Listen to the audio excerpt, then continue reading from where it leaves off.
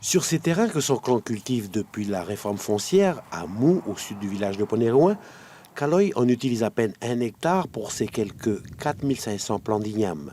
S'il espère en récolter entre 4 tonnes et le double, la production est en baisse. À 71 ans, c'est naturel chez ce retraité du service de l'agriculture qui utilise la fragmentation pour multiplier les plants et montrer ainsi que c'est possible d'en vivre. Son carburant, c'est la passion. Là, j'ai diminué parce que comme je suis vieux, normalement, j'ai prouvé que, voilà, avec toutes les surfaces que j'ai fait avant, j'ai arrivé quand même à dire qu'on peut vivre de l'agriculture comme du nickel. Mais seulement le problème, c'est ce qui va poser, sont les surfaces. Parce qu'on ne peut pas rester dans une surface, il faut qu'on soit en rotation, peut-être 2, 3, 4, 5 ans. Il y a 2 ans, un incendie a touché la moitié du verger familial de Lecci à Tenan, qui fournit jusqu'à 15 tonnes les meilleures années et qui attire les voleurs. Habitant à la tribu, Kaloy participe aux travaux collectifs, au deuil et au mariage.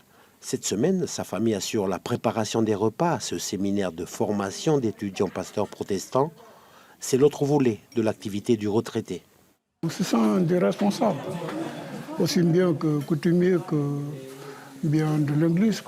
Donc ce sont les fondamentaux de la vie que nous vivons. C'est comme tout à l'heure dans l'agriculture, c'est une passion.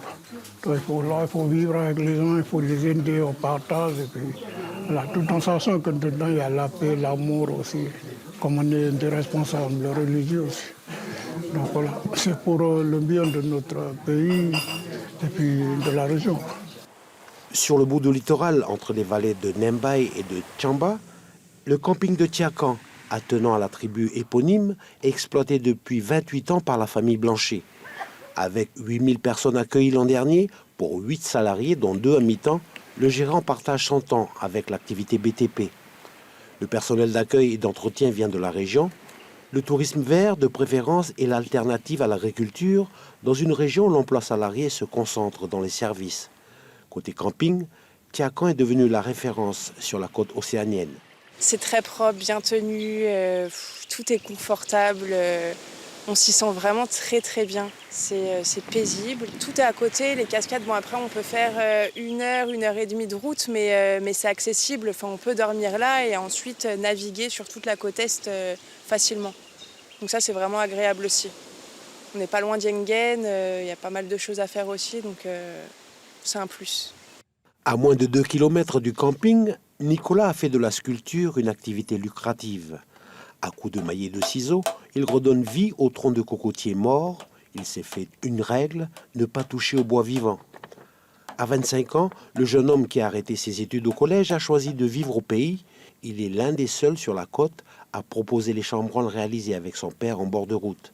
Il a choisi de disposer de son temps et de son destin.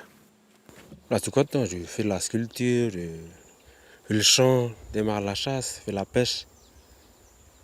Puis là, travaille là, quotidien, la tribu aussi, là, dans les mariages, voilà, je démarre dans les travail là, mariages, les deuils. Face à un littoral qui recule, Ponérouin doit se réinventer et sa population du bord de mer se préparer à migrer vers les hauteurs. Devant ce nouveau défi, les habitants opposent une solidarité rare qui puise dans le souci de l'intérêt collectif, des idées pour avancer.